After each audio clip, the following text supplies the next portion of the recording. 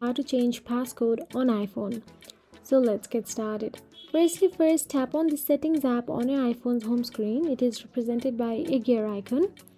And once inside the settings, scroll down and tap on the Face ID and passcode or Touch ID and passcode depending on your iPhone model.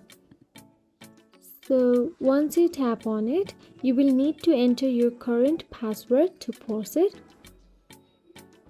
After you enter your current password, tap on the change passcode option available there.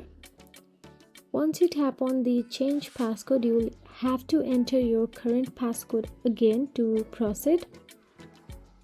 After that, you will be prompted to enter a new passcode. All you have to do is follow the on-screen instructions to set a new passcode.